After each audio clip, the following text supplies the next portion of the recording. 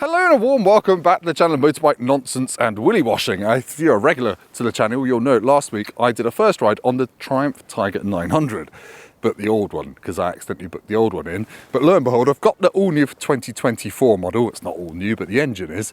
It's got about 13 more horsepower. This is my first ride of it, and I only rode the old one a couple of days ago, so hopefully I can do some comparisons with the old one to see if this new one is worth the money. Let's go, because we've got blue skies. It's windy and I'm about to get run over, but otherwise it's a good day for a ride. Yeah, here it is, the 2024, finally, Triumph Tiger 900. It starts at £12,195 for the entry-level GT.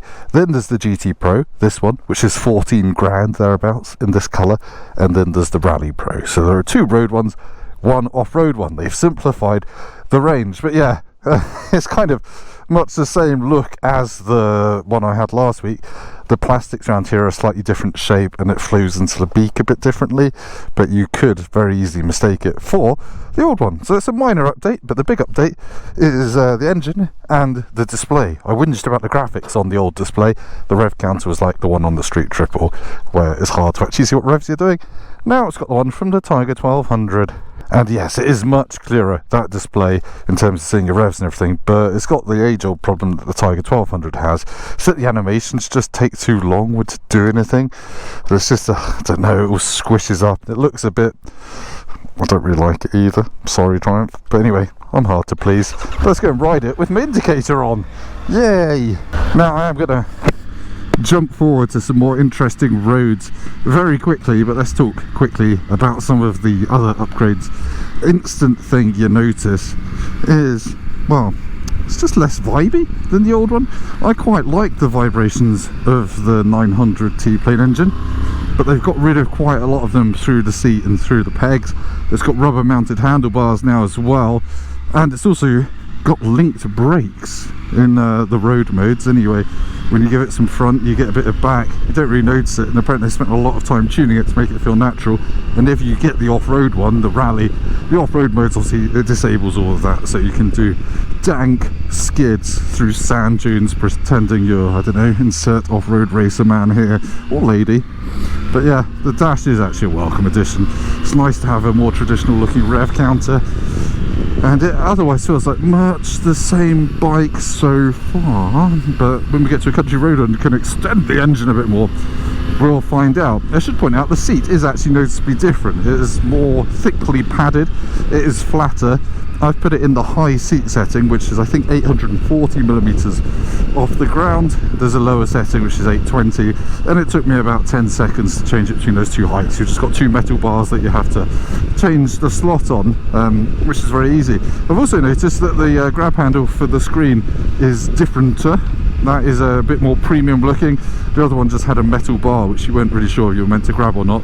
This one, yeah, it's a different handle, but it's still reasonably buffety. It is a very windy day. It's been so windy in the UK recently that unfortunately my own Yamaha MT-10 SP had an unexpected lie down in the wind, and it's not that broken, but it's annoying that my bike's fallen over. But anyway, let's get some twisty roads and give this, oh yeah, that feels different. Let's give this some stick more legally on a faster road. Willy washing, what was I on about? Anyway, this engine it does feel, ironically, not ironically, aptly, it feels about 10% stronger. It's got noticeably more accessible mid-range than the one I had last week, the 2020 to 2023 Tiger 900. So it's not just marketing nonsense that they've given this 13 more horsepower and 3 more Newton meter torque. You can actually tell that they've given it more torque low down and in the mid-range, and it was never really shy of that stuff anyway. It's like someone's taken a bowl of porridge and whipped in some double cream. It's really nice. It feels like quite an exciting engine now.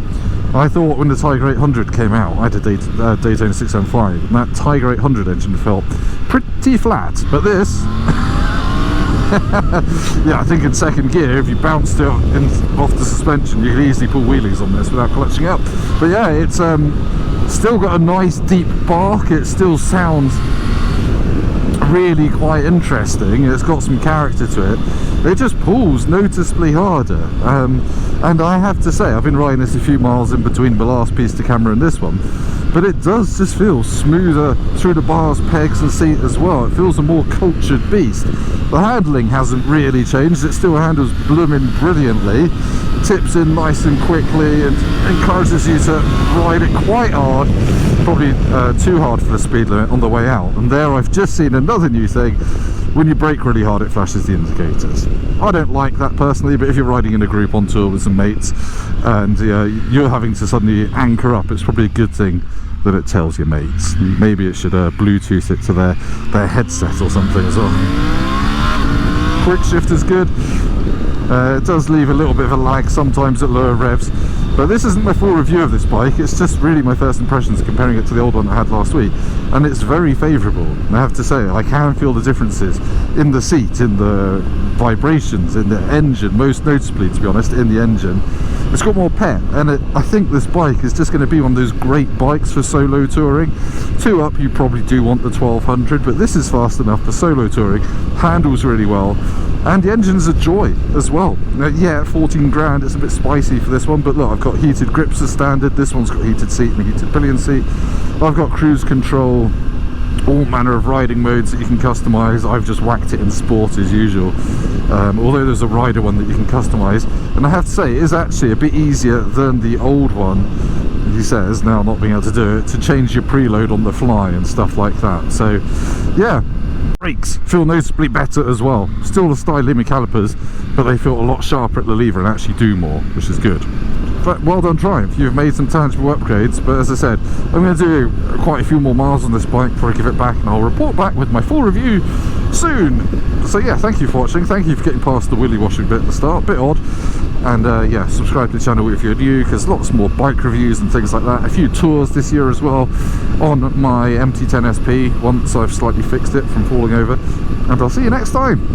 Go and enjoy the blue skies, although it is raining over there.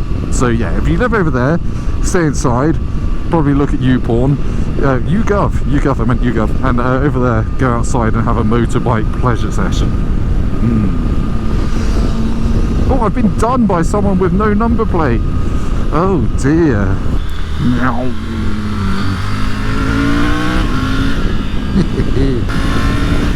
Oh, what a lovely day for riding a motorcycle. I'm quite glad I've got a heated seat and heated grip still though, because the wind is howling through my anal beard like the strings on a Sopwith camel at a dogfight. Should probably get more sleep.